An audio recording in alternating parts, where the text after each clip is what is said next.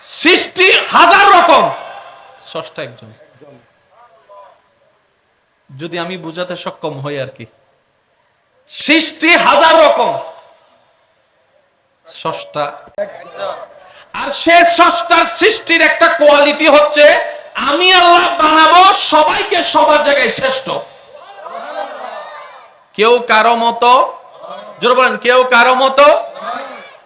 ওই রবের সৃষ্টি যেখানে আছে আসমান, আসমানের ভিতর 7টা আসমানের কথা আপনি আমি জানি। সে রবের সৃষ্টিতে জমিন, 7টা জমিনের খবর আপনি আমি জানি।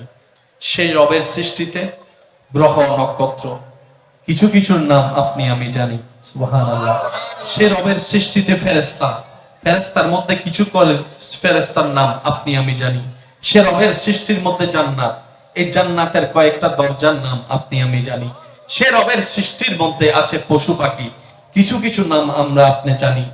সবগুলা জানা সম্ভবপর হয় নাই। আমি বলতে থাকবো, রবের বান্দারা নিয়ামত পাওয়ার লক্ষ্যে, গুনাহ মাফের লক্ষ্যে, সওয়াবকে বাড়ার লক্ষ্যে রবের প্রশংসায় বলতে থাকেন সুবহানাল্লাহ। আর একটু জোরে বলি না সুবহানাল্লাহ। সে রব সৃষ্টি করেছেন 7 আসমানকে, সে রব সৃষ্টি করেছেন জমিনকে, আসমানের উপর বানাই দিলেন একটা জগৎকে। এক একটা জগতের মধ্যে কারোর সাথে কারো সম্পর্ক নাই, কারোর সাথে কারো কোনো মিল নাই, কারোর সাথে কারো কোনো সম্পৃক্ত নাই। প্রত্যেকটা সৃষ্টি আপন আপন জায়গায় ইউনিক। বিজ্ঞান হচ্ছে বর্তমান পৃথিবীর সবচেয়ে অগ্রদর, সে বিজ্ঞানও এখনো আসমান পর্যন্ত পৌঁছাতে সক্ষম হয় নাই। কিন্তু আমাদের রব হাজার কোটি বছর আগে আসমানকে বানিয়ে দিয়েছেন, দ্বিতীয় আসমানকে সাজিয়ে দিয়েছেন, তৃতীয় চতুর্থ আসমানকে বসিয়ে দিয়েছেন, পঞ্চম ষষ্ঠ সপ্তম করে আল্লাহ পাক আসমানকে ছাদ বানিয়ে দিলেন। এবার পরে এর উপর থেকে চলে গেল অনেক অনেক জগৎ চলে গেল। আরশ আছে, লৌহ আছে, কলম আছে, কুরসি আছে, জান্নাত আছে, জান্নাত আছে। সুবহানাল্লাহ বলেন না।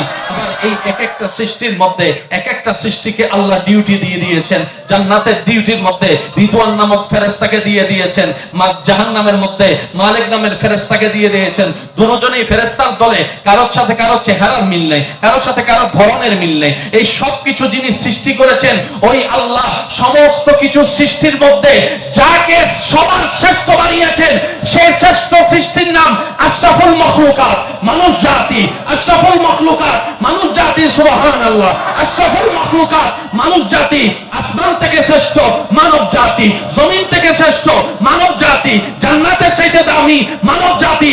এই মানব জাতির ভিতরে শ্রেষ্ঠ রব বানিয়েছেন ইমানদারদেরকে, ইমানদারদের ভিতরে শ্রেষ্ঠ বানিয়েছেন আউলিয়াদেরকে, আউলিয়ার চাইতে শ্রেষ্ঠ বানিয়েছেন তবে তাবিঈদেরকে, তবে তাবিঈর চাইতে শ্রেষ্ঠ বানিয়েছেন সাহাবীদেরকে, সাহাবীর চাইতে শ্রেষ্ঠ বানিয়েছেন নবীদেরকে, নবীর চাইতে শ্রেষ্ঠত্ব বানিয়েছেন রাসূলদেরকে, আর রাসূলের উপর ইমাম বানিয়েছেন আমাদের নবী কামলিওয়ালাকে।